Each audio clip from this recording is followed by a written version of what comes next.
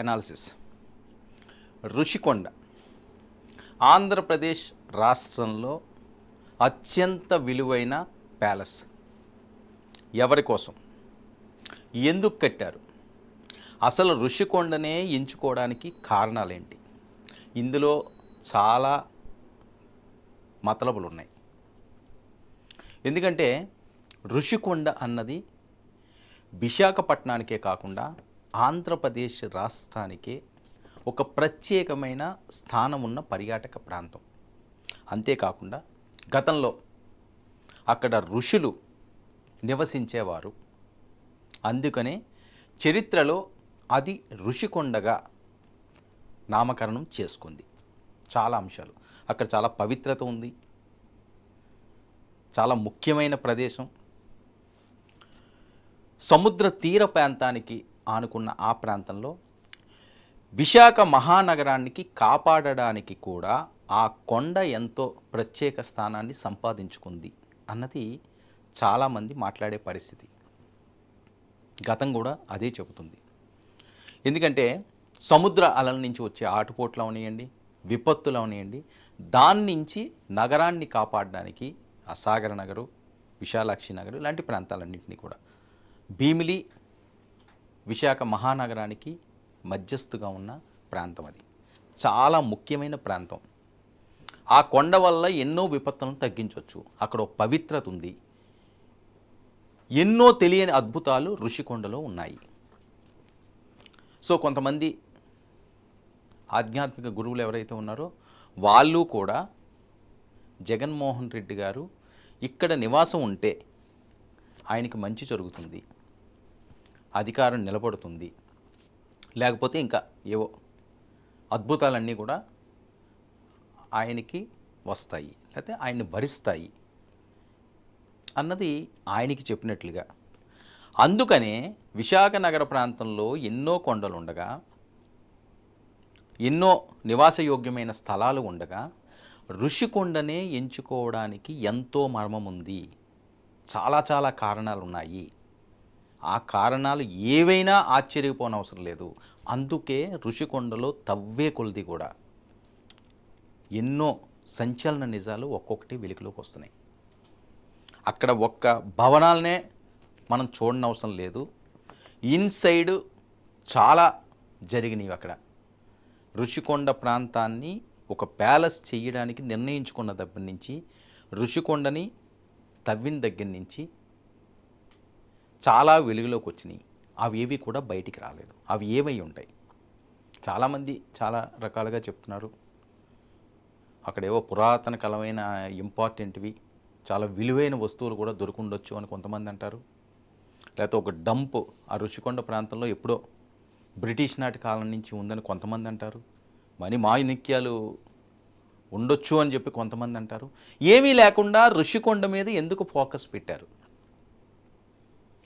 అది ఒక నిగూఢ రహస్యంగానే ఉన్న నేపథ్యం.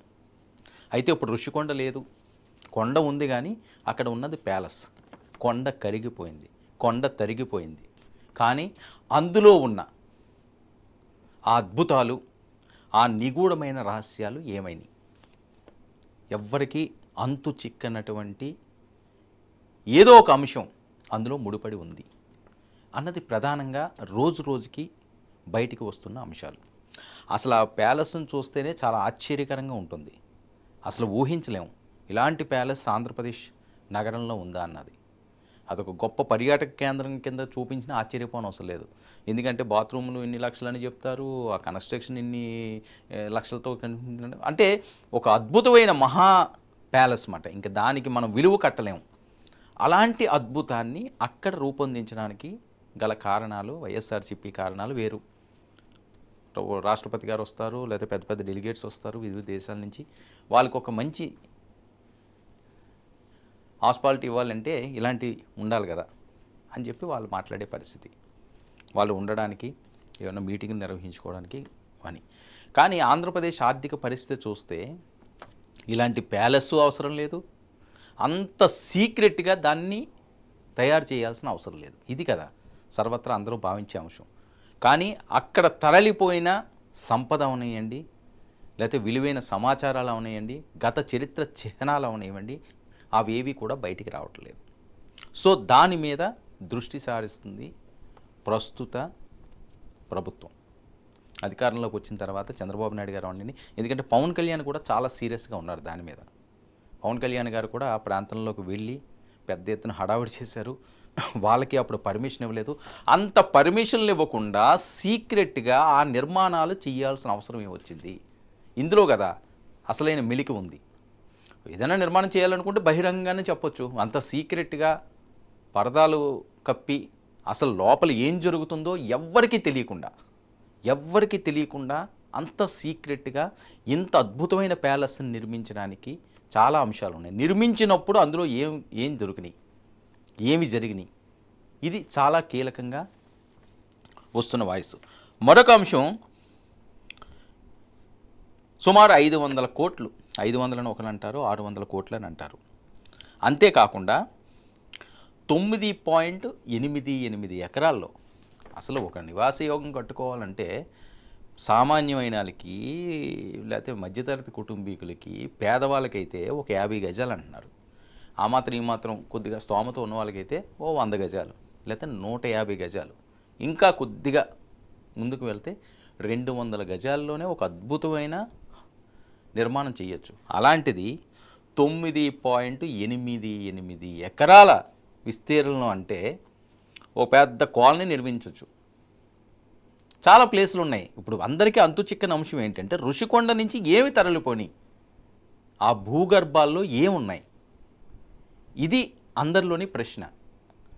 అక్కడ ఎంచుకోవడానికి కారణాలేంటి? ఏమీ లేకపోతే ఆ కొండని ఎందుకు పెట్టుకున్నారు? ఆ కొండ మీద ఎందుకు తవ్వకాలు జరిగినాయి? సో తవ్వకాలు సామాన్యంగా జరిగి సైలెంట్ అయిపోతే అనుమానాలు వస్తాయి. అందుకనే అక్కడ ఒక నిర్మాణం చేపట్టే విధంగా ముందు చర్యలు చేపట్టి నిర్మాణం ముసుగులో ఇన్సైడ్ చాలా జరిగినవి అంటే ఫుల్ కాన్ఫిడెన్స్తో ఉన్నారు. ఋషికొండకు సంబంధించి ఎవరు అందులో టచ్ చేయరు, ఆ ప్రాంతానికి వెళ్ళే పరిస్థితి లేదు. ఎందుకంటే ఎట్టి పరిస్థితుల్లోనూ జగన్మోహన్ రెడ్డి గారు ఓడిపోతానని అనుకోలేదు. విపరీతమైన కాన్ఫిడెన్స్తో ఉన్నారు ఆయన. ఎట్టి పరిస్థితుల్లోనూ కూడా విజయాన్ని మన ఎవరో ఆపలేరు అన్నది వైఎస్ఆర్సీపీ శ్రేణుల్లో ఉన్న అంశాలు. సో ఆ నేపథ్యంలోనే వైఎస్ఆర్సీపీ శ్రేణులందరూ కూడా మనం ఏం చేసినా ఎవరికీ తెలియదు, మనమే అధికారంలో మళ్ళీ వస్తాం కదా, ఎవరూ పట్టించుకోరు అన్నది ఆ కాన్ఫిడెన్సు ఈరోజు ఏమైంది? ఋషికొండ భాగోతాన్ని ఒక్కొక్కటి వెలుగులోకి తీసుకొస్తుంది. ఋషికొండలో జరిగిన అంశాలన్నీ కూడా బహిర్గతం చేస్తున్నారు. చాలా సంచలనమైన నిజాలన్నీ కూడా ఒక్కొక్కటి వెలుగులోకి వస్తుంది. అందులో భాగంగా నేను ముందు చెప్పినట్లుగా గతంలో ఏవైతే అంశాలు ఉన్నాయో, గతంలో ఏవైతే అక్కడ నిగూఢమైన రహస్యాలు ఉన్నాయో ఆ రహస్యాలని ముందు వెలుగులోకి తీయాలి. అంటే దీని మీద పూర్తి స్థాయి డే 1 నుంచి ఋషికొండ ప్రాంతాన్ని ఎంచుకున్న దగ్గర నుంచి, ఋషికొండ కొండను తవ్వకాలు మొదలుపెట్టిన దగ్గర నుంచి, జియోగ్రఫీ వలనో లేకపోతే వేరే వాళ్ళని అందరినీ కూడా సర్వేలకు సంబంధించి నిష్ఠాతుల్ని, ఎవరినో వాళ్ళని కాదు, నిష్ఠాతులను అందరినీ కూడా భూగర్భ అన్వేషణ నిష్ఠాతులు ఎవరైతే ఉన్నారో వాళ్ళకి సంబంధించిన వాళ్ళందరూ కూడా దాని మీద దృష్టి పెట్టించాలి. అసలు అక్కడ ఏమి దాగుంది, ఆ మట్టిని పూర్తి స్థాయిలో పరిశీలించాలి. నిజంగా అందరూ భావించినట్లుగా అక్కడ ఏమైనా రహస్యాలు ఉన్నాయా? ఎందుకంటే ఈనాటి కొండ కాదు. అనుమానాలు రావడానికి కారణాలు ఏంటంటే ఈరోజు కొండ కాదు అది. విశాఖపట్నం పేరెత్తితే ల్యాండ్మార్క్ ఋషికొండ, అంత ప్రత్యేకత ఉంది ఆ కొండకి. అసలు ఋషికొండ అని ఎందుకు అన్నారు? అసలు ఋషి అన్న మాట ఎందుకు వచ్చింది? ఇది కదా చరిత్రలోకి వెళ్ళాల్సిన అవసరం ఉంది. ఎందుకంటే విశాఖలో భూగర్భాలలో ఎన్నో నిగూఢ రహస్యాలు దాగి ఉన్నాయి. పూర్వకాలం నుంచి కూడా ఎన్నో శతాబ్దాల నుంచి కూడా చాలా రహస్యాలు విశాఖలో ఉన్నాయి. ఎందుకంటే విశాఖ సాగర తీరానికి ఆనుకున్న పట్టణం. ప్రపంచంలో ఒక ప్రత్యేక స్థానం మ్యాప్లో చూపించే పట్టణం విశాఖలో. దీనికి ఉన్న ఫెసిలిటీస్ చాలా వాటికి లేవు. ఎందుకంటే పచ్చని ప్రకృతి, ఒక పక్క సముద్ర తీరం, మధ్యలో ఉన్న నగరం. సో ప్రతి వాళ్ళు కూడా ఆనాటి కాలం నుంచి కూడా శతాబ్దాల కాలం నుంచి ఈనాటి వరకు కూడా ఎప్పుడూ వైజాగ్ ఓ ప్రత్యేకత ఉంది. సో వైజాగ్ సముద్ర తీరంలో కూడా చాలా నిగూఢ రహస్యాలు ఉన్నాయని చెప్పి ఎప్పటికప్పుడు సర్వేలు నిర్వహిస్తుంటారు. చాలా ప్రత్యేకమైన స్థానం అది. ఏదైనా అక్కడ ఉండొచ్చు, తెలియని రహస్యాలు ఎన్నో అక్కడ దాగి ఉండొచ్చు. సో ఇప్పటి వరకు ఎవరు దాని మీద పెద్దగా దృష్టి పెట్టించలేదు. ఋషికొండ అంటే అదో తీర ప్రాంతం, అక్కడ టూరిజం గెస్ట్ హౌస్లు ఏవో ఉండేవి, దాన్ని కూడా అపఖ్యాతి తీసుకొచ్చారు. అక్కడ కూడా చాలా అసాంఘిక చర్యలు జరిగినాయి. ఏపీ టూరిజం గతంలో ఉండేది, అక్కడ కూడా దాన్ని కూడా చెత్త చేశారు ఆ టూరిజం పేరుతోటి, చాలా జరిగేవి అక్కడ. సో అవన్నీ ఒక ఎత్తు అయితే, అసలు ఆ కొండే లేకుండా చేయడానికి, కొండ మీద ఆవాసం ఏర్పరచుకోవడానికి ఉన్న ఆ ఇన్సైడ్ ఉన్న కథ ఏంటి, ఇది అందరిలోని కూడా మరొకసారి ఆలోచింప చేసే విధంగా జరిగిన ఘటన. అందరికీ కనిపించేలాగా ఇదిగో ఋషికొండని ఈ నివాసం కోసం, లేకపోతే పోను ఓకే సీఎం నివాసం కోసమే మేము ఉంచుతున్నామని చెప్తే ఎవరికి ఎటువంటి అనుమానాలు రాకపోను, కానీ అవేమీ చెయ్యలేదు.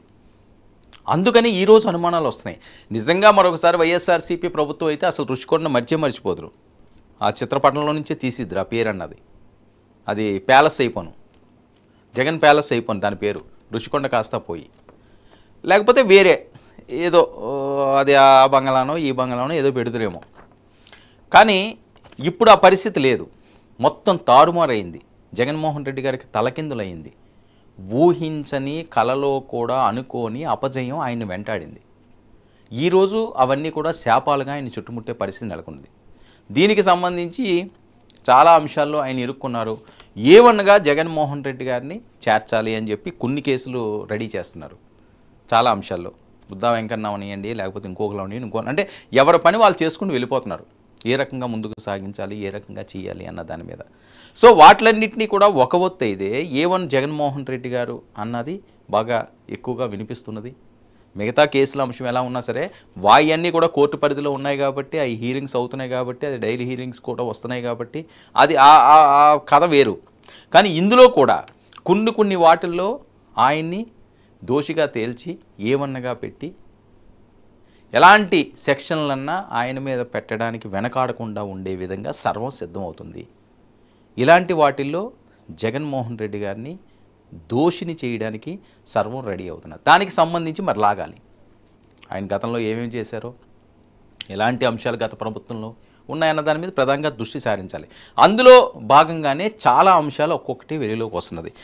మరొక ఇంపార్టెంట్ అంశం ఏంటంటే ఇక్కడ ఋషికొండది సరే, అందులో ఏమున్నాయి ఏంటి అన్నది ఒకటైతే, ఈ బట్టబయలైన జగన్ రాజకోట రహస్యం, ఇలాంటివి చాలా తక్కువగా వింటుంటాం. ఏదో సినిమాల్లో వింటుంటాము, కొన్ని ప్రాంతాల్లో జరిగిన ఆ చరిత్రలన్నీ తవ్వుతుంటే ఆ రహస్యాలు వస్తుంటాయి. కానీ ఋషికొండలో ఉన్న రహస్యాలు బయటికి రావట్లేదు. దాన్ని మరి సజీవ సమాధి చేశారా? ఆ సమాధంలో దాగి ఉన్న నిగూఢ రహస్యాల్ని బయటికి తీసే పనిలో సర్వం సిద్ధం చేస్తున్నారా? ఖచ్చితంగా దీన్ని వదిలే ప్రసక్తి అయితే లేదు. ఎందుకంటే 500 కోట్లతో ఋషికొండని ఎంచుకొని ఈ రకమైన నిర్మాణాలు చేపట్టడానికల్లా బలమైన కారణాలేంటి? ఎవరైనా చెప్పారా?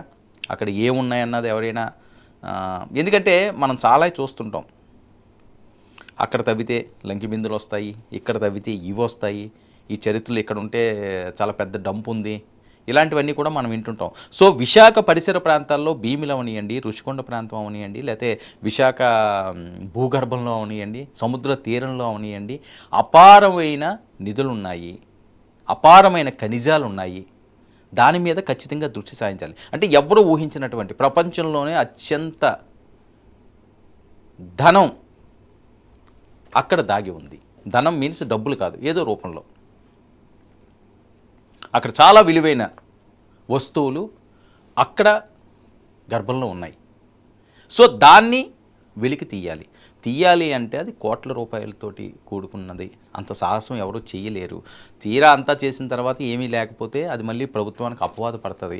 అయినా ఇప్పుడు అంత ధనిక రాష్ట్రంగా ఆంధ్రప్రదేశ్ లేదు కూడాని, దానికి పెద్ద ఇన్వెస్ట్ చేసి ఏదన్నా దొరుకుతుందని చేయడానికి అంత సాహసం చేయరు.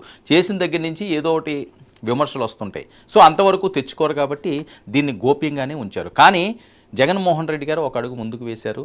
ఆ గోప్యతని మెయింటైన్ చేస్తూనే అక్కడ ఒక అద్భుతమైన ప్యాలెస్ని నిర్మించుకోవడం జరిగింది. ఆ నిర్మాణం వెనుకున్న అంశాలు ఏంటి అన్నదే చాలామందిలో ఈ రోజుకి కూడా మెదులుతున్న ప్రశ్నలు. మరొక వైపు ఎంత దారుణం అంటే ఇవన్నీ కూడా అసలు తీస్తుంటే ఋషికొండ భవనాలకు సంబంధించి 500 కోట్లు 600 కోట్లు భవనాలు కట్టేమంటున్నారు. దానికి విద్యుత్ బిల్లు కట్టలేదట. అంటే అసలు ఎలాగ ఆలోచించాలి కూడా అర్థం కాని పరిస్థితి. ఎవరైనా మన ఇంటికి ఇల్లు కట్టుకుంటే నెల ఈసరికల్లా విద్యుత్ బిల్లు కట్టమా? కట్టకపోతే ఊరుకుంటారా? అది ఏంటి సామాన్యమైన బిల్లా? నెలకి 7 లక్షల రూపాయల బిల్లట అక్కడ కట్టాల్సింది దానికి. అది ఇప్పుడు నవంబర్ నుంచి ఇప్పటి వరకు జూలై, నవంబర్, డిసెంబర్, జనవరి, ఫిబ్రవరి, మార్చి, ఏప్రిల్, మే, జూన్, జూలై అంటే సుమారు ఇది 9 నెలలు. 9 నెలలు పూర్తి కాలేదు, పోనీ 8 నెలలు, పోనీ 7 నెలలు అనుకుందాం. సుమారు 7 నెలల నుంచి ఈ విద్యుత్ బిల్లులు బకాయిలుగా ఉన్నాయి. అసలే కష్టకాలంలో ఉంటే దీని విలువ ఎంత? 60 లక్షల రూపాయలు అక్షరాల. రూపాయి 2 రూపాయలు కాదు. మరి అది ఎందుకు కట్టలేదు? ఏంటి కాన్ఫిడెన్సు? అంటే ఎట్టి పరిస్థితుల్లోనే మనమే వస్తాం కదా, మన ఎవరు అడుగుతారు? మన రాష్ట్రం ఇది, మనమే దీనికి అధిపతులమి, ఎవరో మనల్ని అడగరు, అడిగినా కట్టాల్సిన అవసరం లేదు. విద్యుత్తుల వాళ్ళు ఏం చేస్తారు? కానీ ఇప్పుడు అన్నీ కూడా తవ్వుతుంటే బయటకు వస్తున్నాయి. నెలకి 7 లక్షల రూపాయలు అక్షరాల 60 లక్షల రూపాయలు మీరు చెల్లించాలి అని చెప్పి నోటీసులు వచ్చినాయి ప్రభుత్వానికి. ఇప్పుడు ఈ ప్రభుత్వం దాన్ని పే చేయాలి, లేకపోతే అక్కడ పవర్ కట్. గత ఏడాది ముందుగా నేను చెప్పినట్టుగా నవంబర్ నుంచి కూడా ఈ తంతు యథాతథంగా కొనసాగుతుంది.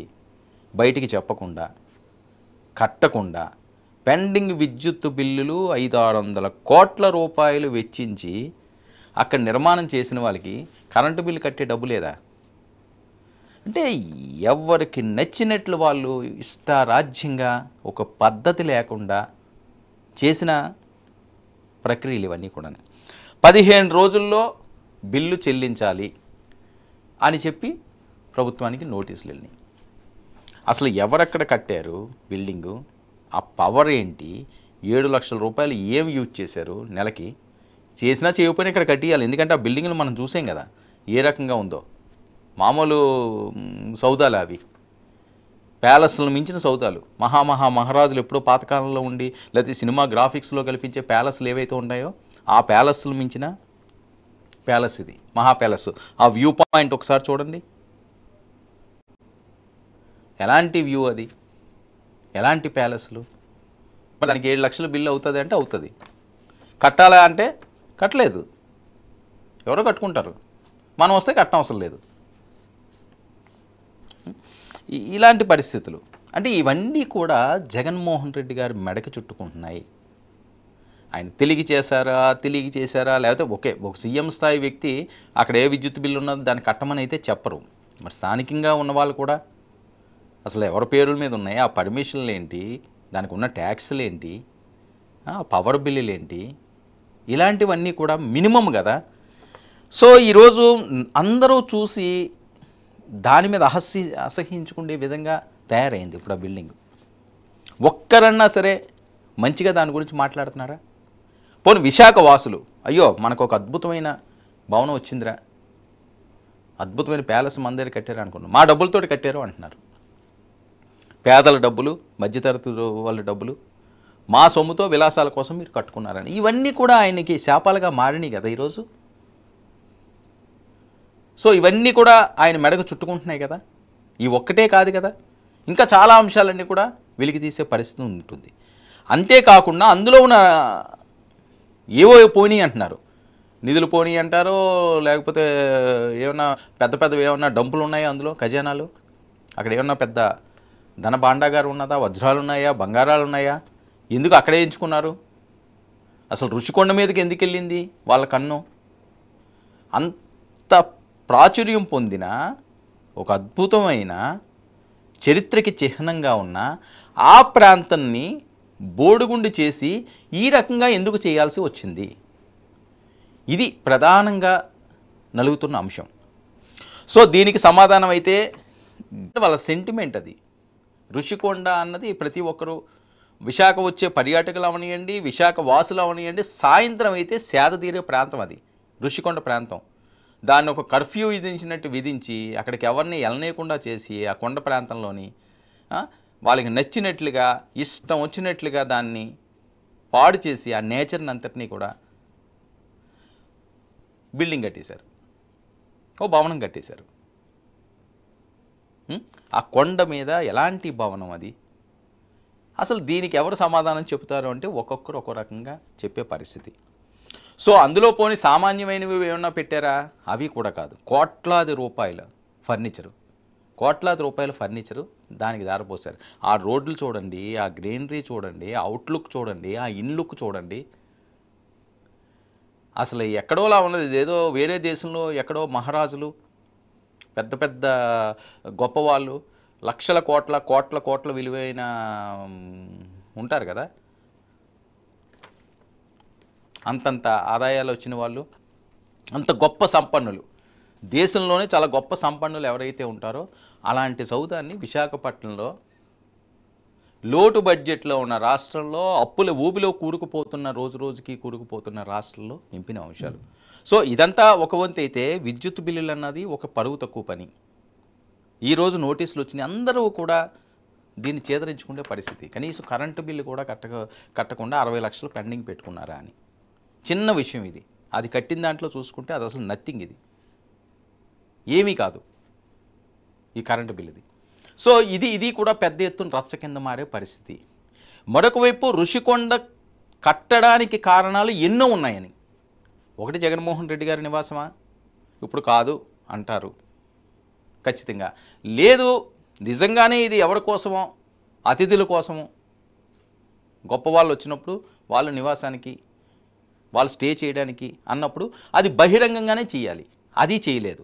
సో ఈరోజు చెప్పిన అది ఓపెన్ కదా, క్లియర్గా ప్రతి ఒక్కరికి కూడా అర్థమైపోతుంటుంది. నిజంగా దేనికోసమో, ప్రభుత్వం కోసమో, ప్రభుత్వ అతిథి గృహంలో దాన్ని చేయాలనుకోండి, ఇలా ఉంటే ఓపెన్గానే దాన్ని అందరిని అలౌ చేసి పవన్ కళ్యాణ్ వెళ్తే ఆయన్ని అడ్డుకున్నారు, ఆ పరిసర ప్రాంతానికి వెళ్ళనివ్వలేదు, ఏ అధికారిని అక్కడికి రానివ్వలేదు, ఎవరో కొంతమందికి మాత్రమే అక్కడ ఎంట్రీ. అసలు ఇలాంటి బిల్డింగ్ ఉంటుందని ఊహించలేదు కూడా ఎవరో కూడా. ఏదో జరుగుతున్నదిలే కన్స్ట్రక్షను అనుకున్నారు. సీఎంఓ క్యాంప్ ఆఫీస్ అట అని చెప్పి అప్పుడు వచ్చిన టాక్. దాన్ని కూడా ఎవరో ఖండించలేదు కూడా. ఈ సీఎంఓ క్యాంప్ కార్యాలయం కాదు అని ఎవరు ఖండించలేదు. ప్రభుత్వం కోసమే కట్టించారు. అది మీరు చెప్తున్నారు, ఓకే, ప్రభుత్వం కోసమే కట్టించారు. అంత అవసరం లేదు కదా. ఆ చరిత్రని చెదపట్టించే విధంగా, అసలు ఋషికొండ అన్న పేరునే పూర్తిగా రూపుమాపే విధంగా చేయాల్సిన అవసరం లేదని. అంతేకాకుండా ఆ కొండను ఎంచుకోవడానికి ప్రధాన కారణాలు ఏంటి? ఎందుకు ఆ కొండను ఎంచుకోవాల్సి వచ్చింది? ఎందుకు ఆ కొండ మీద దృష్టి సారించాల్సిన వస్తుంది? అక్కడ అసలు ఏమి జరిగింది? అక్కడ ఎన్నో అద్భుతాలు ఉన్నాయి, ఎన్నో నిగూఢ రహస్యాలు ఉన్నాయన్నది అందరూ అనుకుంటున్నది. మరి అది నిజమా? ఎవరు తేల్చాలి? ఖచ్చితంగా దీని మీద ఒక కమిటీ వేయాలి. విశాఖ వాసులు కోరుకుంటుంది అది. కొత్త ప్రభుత్వం దీని మీద ఒక ప్రత్యేక కమిటీని ఏర్పాటు చేయాలి. అందులో గతంలో జరిగిన రహస్యాలు ఏంటి, అసలు ఆ కన్స్ట్రక్షన్ ఎలా జరిగింది, ఏ ఏ ప్రాంతాల మీద దృష్టి సారించారు, అసలు ఆ మట్టికి సంబంధించి దాని చరిత్ర ఏంటి, ఇవన్నీ కూడా వెలుగు తీయాలి. అది పెద్ద కష్టమేం కాదు. దానికి వెలికి తీయాలంటే ఒక బిల్డింగు అయిపోయింది, వీళ్ళు కాకపోతే ఇంకొకరు ఉంటారు, ఇంకొకరు కాకపోతే ఇంకొకటి ఉంటారని కాదు. ఋషికొండలో దాగున్న నిగూఢ రహస్యాలని బయట పెట్టాలి అన్నది ప్రజల డిమాండు, ఆ ప్రాంతవాసుల డిమాండు. అది చేయాల్సిన అవసరం కూడా ఈ ప్రభుత్వానికి ఉంది. మరి ఆ రకంగా చేస్తుందా? లేకపోతే జరిగింది ఏదో జరిగిపోయిందని చేతులు దులుపుకుంటుందా? చేతులు దులుపుకుంటే ఆ ప్రాంతవాసులు ఊరుకుండే పరిస్థితి లేదు. ఖచ్చితంగా ఇది అలా రగులుతూనే ఉంటుంది. ఈరోజు కరెంటు బిల్లు అంశం వచ్చింది, రేపు ఇంకొక అంశం వస్తుంది, ఎల్లుండి ఇంకొక అంశం వస్తుంది. ఏమీ లేకుండా అక్కడ ఎంత పెద్ద కన్స్ట్రక్షను, అలాంటి ఒక గొప్ప ప్రాంతంలో, ఒక ల్యాండ్ మార్క్ ప్రాంతంలో ఎంతో ప్రాచుర్యం పొందిన ఆ కొండ మీదే ఎందుకు చేశారు? దీన్ని ఖచ్చితంగా వెలుగులోకి తీసుకురావాల్సిన అవసరం ఉంది. ఇందులో ఉన్న రహస్యాలను బయట పెట్టాల్సిన అవసరం ఉంది. అక్కడి నుంచి బయటకు వచ్చినాయి, ఆ లోపల నుంచి ఏమొచ్చినాయి బయటికి, ఎందుకు ఆ కొండని ఆ రకంగా ఒక ప్యాలెస్లా తయారు చేయవలసి వచ్చింది? నిజంగా ఇందులో ఏమైనా స్వార్థం ఉందా? లేకపోతే ఎవరైనా ఏమైనా చెప్పారా ఈ కొండలో ఏమైనా ఉన్నాయని, నిధులు కానీ, నిక్షేపాలు కానీ, లేకపోతే విలువైనవి కానీ ఏమైనా ఉందా? దానికోసమని ఇది చేశారా ఒక ప్యాలెస్ రూపంలో? ప్రజల ముందు ఇవన్నీ కూడా బయట పెట్టాల్సిన అవసరం ఉంది. ఓకే, నిజమా అబద్ధమా ఏదో ఒకటి చెప్పాలి. కానీ ఒక్క బిల్డింగ్ కోసమే దీన్ని ఎంచుకున్నారు అంటే చాలా కొండలు ఉన్నాయి. నేను చెప్పినట్టుగా ఐటీ సెజ్ ఒకటి ఉన్నది, ఐటీ పార్కులకు వీటికి బోల్డ్ కొండలు ఇచ్చారు. రామానాయుడు గారు ఒక స్టూడియో కట్టుకున్నారు ఆ కొండ మీద. అలాంటి కొండలు చాలా ఉన్నాయి కదా, దాన్ని ఏదన్నా వీళ్ళు ఎంచుకోవచ్చు. నిజంగా ఒక నివాస యోగ్యం కావాలో లేకపోతే ఒక ప్యాలెస్ కావాలనుకుంటూనే ఉంటే అదే ప్రాంతంలో విశాఖ నగరానికి ఆనుకుని ఉన్న ప్రాంతంలో చాలా దగ్గర ప్రాంతం ఇది, మహానగరానికి ఆనుకుని ఉన్న ప్రాంతం. అలాంటి ప్రాంతంలోనే ఎందుకు ఈ చర్యలకు పాల్పడ్డారు? ఖచ్చితంగా దీని మీద నిగ్గు తేల్చాలి, ఆ రకంగా అడుగులు వేయాల్సిన అవసరం ఉంది. లేకపోతే ఈ ప్రభుత్వానికి కూడా అపఖ్యాతి వచ్చే పరిస్థితి ఉంటుంది. అంటే నిజమో అబద్ధం ఏదో ఒకటి తేల్చాలి. అందులో ఏదైనా జరిగిపోయిందో లేదా అన్నది అనుమానాలను నివృత్తి చేయవలసిన బాధ్యత, ప్రజలకు చెప్పాల్సిన బాధ్యత. ఋషికొండ అన్నది ఎవరిదో ప్రాపర్టీ కాదు, ప్రకృతి సహజమైంది. అందరికీ అందులో భాగస్వామ్యమే. ఒక ప్రభుత్వానికో ఒక ముఖ్యమంత్రికో ఒక మంత్రికో ఒక అధికారికో సంబంధించింది కాదది, సహజ సంపద. ఆ సంపదని ఈ రకంగా నిర్వీర్యం చేసి ఒక భవనం కోసం దాని చరిత్రని కాలగర్భంలో కలిపేసే హక్కు ఎవరికీ లేదు. అక్కడ ఏం జరిగింది, ఎందుకు అక్కడే ఎంచుకున్నారు, అందులో ఏమి దాగున్నాయి, అవన్నీ కూడా ఖచ్చితంగా బయటికి తీసి తీరాలి. ప్రజలకు చెప్పాల్సిన అవసరం ఉంది. దాని కాస్ట్ ఎంత, ఎన్ని కోట్లు పెట్టి కట్టారు, అందులో ఎంత బాత్రూమ్ ఖర్చు అయ్యింది, లేదా ఫర్నిచర్కి ఎంత ఖర్చు అయింది, ఇది కాదు తేల్చాల్సింది. ఋషికొండని ఎందుకు ఎంచుకున్నారన్నది చాలామందికి అనుమానాలు ఉన్నాయి. ఆ అనుమానాలను నివృత్తి చేయాలి, బట్టబయలు చేయాలి. అవసరమైతే ఒక ప్రత్యేక కమిటీని ఏర్పాటు చేయాలి. అందరూ ఉండాలి. అసలు ఋషికొండ చరిత్ర ఏంటి, ఎన్ని సంవత్సరాలు పెట్టి ఆ కొండ ఏర్పడి ఉన్నది, అందులో ఉన్న సాయిల్ ఏంటి, ఇంకా ఏమైనా ఉన్నాయా, చరిత్రలో ఏమైనా నిగూఢమైన అంశాలు అందులో ముడిపడి ఉన్నాయా అన్న దాని మీద ప్రధానంగా దృష్టి సారించాలి. బిల్డింగు ఇవంతా కూడా అయిపోయింది. ఈ ఎపిసోడ్ ఎంత ఏందో తెలిసింది, అందులో ఏమున్నాయి తెలిసింది. ఇది కాదు కదా, దీనికి ముందే ఏం జరిగింది, ఋషికొండని ఎందుకు కనుమరుగు చేశారు, ఎందుకు భూగర్భంలో భూస్థాపితం చేశారు ఆ పేరు అన్నదాన్ని. కొన్ని రోజులకు పోతుంది అది. ఇప్పుడు ఏదో ఋషికొండలో ప్యాలెస్ అంటే ఆల్రెడీ ప్యాలెస్ అయిపోయింది, అది దాని పేరు ప్యాలెస్ అయిపోయింది. ఋషికొండ అన్నది పోతుంది. ఋషికొండని రూపుమాపే హక్కు ఎవరికీ లేదు, దాన్ని కాల రాసే హక్కు ఎవరికీ లేదు. కాల రాశారు, ఎందుకు రాశారో తెలియాలి, ఏముందో తెలియాలి, ఎందుకు దాన్ని ఎంచుకున్నారో తెలియాలి, ప్రధానంగా దాని మీద ఎందుకు దృష్టి పడిందో తెలియాలి, దేనికోసమో తెలియాలి, అందులో ఏమి దాగున్నాయో, ఏమి బయటికి రాకుండా దాన్ని కప్పి ఉంచారో అవన్నీ కూడా వెలుగులోకి తీసుకురావాలన్నది ఈరోజు ఆ ప్రాంత ప్రజలే కాదు చాలామంది పర్యాటకులు కూడా కోరుతున్నారు. ఆ కోరికని ఖచ్చితంగా రాష్ట్ర ప్రభుత్వం, అధికార ప్రభుత్వం నిగ్గు తేల్చాలి, నిగూఢ రహస్యాలను బయట పెట్టాలి. అక్కడి నుంచి ఏమి తరలిపోయినాయో, ఏం వెలుగులోకి వచ్చాయో, ఏమి రాలేదో అన్నది చెప్పి తీరాలి. ఆ విధంగా మరి అందరూ కోరుకుంటున్నారు. మరి చంద్రబాబు నాయుడు గారు అనేయండి, లేదా పవన్ కళ్యాణ్ గారు దాని మీద దృష్టి సారించి, ఆ భవనం మీద దృష్టి సారించడం అయిపోయింది, ఖర్చు ఎలాగన్నా అయిపోయింది, దాన్ని మళ్ళీ వెనక్కి రావు. కానీ ఎందుకు ఇలా చేయాల్సి వచ్చిందన్న దాని మీద ఖచ్చితంగా దృష్టి సారించాలి, దాన్ని బయట పెట్టాల్సిన అవసరం ఉంది. మరి చూద్దాం ఆ రకంగా వీళ్ళు ముందుకు సాగుతారా. ఋషికొండలో అసలు భాగోతం, ఆ దాగి ఉన్న రహస్యాల్ని ఏ రకంగా బయట పెడతారో, అసలు ఎందుకు దాని మీద వీళ్ళు ఇలాంటి